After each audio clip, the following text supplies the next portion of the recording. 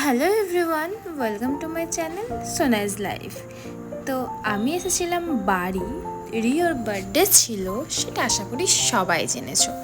তো আমি একটু সেজে গুজে যাচ্ছিলাম আজকে বিড়ু বিড়ু করতে। না না, আজকে আমি একা ছিলাম না, আমি, মা আর বনি তিনজন মিলে গাড়ি নিয়ে বেরিয়ে পড়েছিলাম। অনেক দিন ধরে ভাবছিলাম যে একটু পুজো দেওয়া হয়নি তারাপীঠে, সেই জন্য তারাপীঠের উদ্দেশ্যে আমরা গাড়ি নিয়ে রওনা দিলাম। যেতে যেতেই বৃষ্টির সম্মুখীন হলাম, মানে এতটাই বৃষ্টি শুরু হয়ে গেছিল, আমরা তো ভয় খেয়ে গেছিলাম যে আদৌ আমরা পুজো দিতে পারবো তো। মানে সারা রাস্তা ধরে জাস্ট বৃষ্টিটা আমাদের পিছু পড়ে গেছিল। দেখো আমার মা বসে আছে আর সামনে বুনি আছে। তো যাই হোক, আমরা প্রথমে ভেবেছিলাম তারাপীঠ মন্দিরে গিয়ে পুজো দেব, কিন্তু আমার মা বলল যে যাচ্ছি যখন বীরচন্দ্রপুরটা ঘুরেই আসি। তো বীরচন্দ্রপুর ইস্কন, ওখানে আমরা গেলাম প্রথমে পুজো দিতে। তো চলো তোমাদেরকেও দেখাচ্ছি। তারাপীঠ থেকে মাত্র 9 কিলোমিটার দূরে সেই মন্দিরটি অবস্থিত।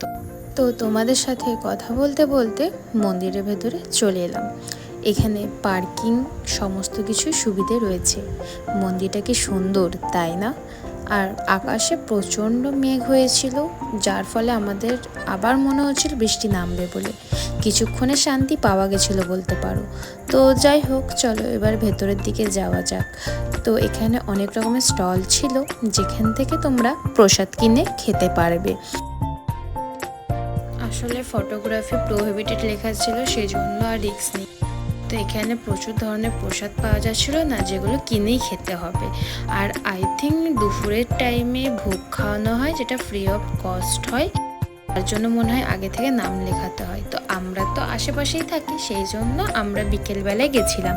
ওয়েদারটাও ভালো থাকবে আর ভালোভাবে ঘুরেও আসবো।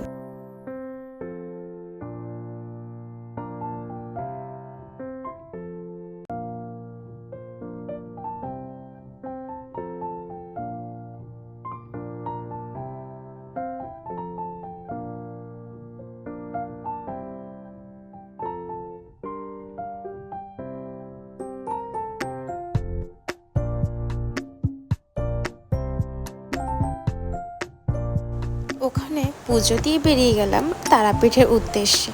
আসলে বীরচন্দ্রপুরে পুজো দেওয়ার মতো কিছু থাকে না, জাস্ট দর্শন করে বেরিয়ে যেতে হয়। তো ফাইনালি তারাপীঠ চলে এসেছিলাম। তো এটা ছিল পিছনের গেটটা, যেটা দিয়ে তাড়াতাড়ি হয় ভেতরে এন্ট্রি করাটা। তো আশেপাশে দেখতে পাচ্ছ, এখানে যখনই আসবে মনে হবে যেন মেলা বসেছে। এরকমই জমজমাট থাকে এই জায়গাটা। তো এখানে যে কারোর কাছ থেকেই তুমি প্রসাদ কিনতে পারবে, প্রসাদ কিনে তুমি পুজো দিতে পারবে। তো আমরা যেহেতু লোকাল ছিলাম, তো আমরা দাঁড়িয়েছিলাম ভিআইপি লাইনে। তো ভিআইপি লাইনে আমাদের কোনো কস্ট লাগে না, কিন্তু যারা বাইরে থেকে আসে তাদের লাগে মিনিমাম 500 টাকা পার হেড। তো বাকি ডিটেলসটা আমি তোমাদের সাথে শেয়ার করছি, চলো মন্দিরের ভেতরে যাওয়া যাক।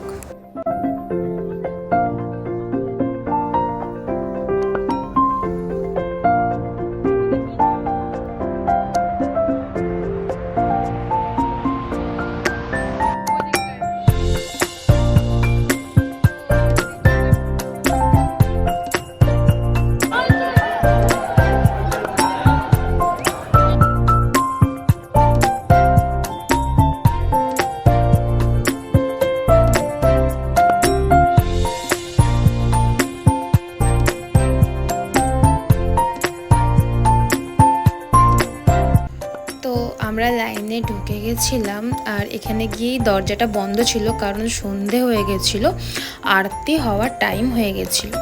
তো এখান থেকে দাঁড়িয়ে আমরা উপরে এলইডি স্ক্রিন লাগানো ছিল, যেটার মাধ্যমে আমরা আরতি করা দেখতে পাচ্ছিলাম।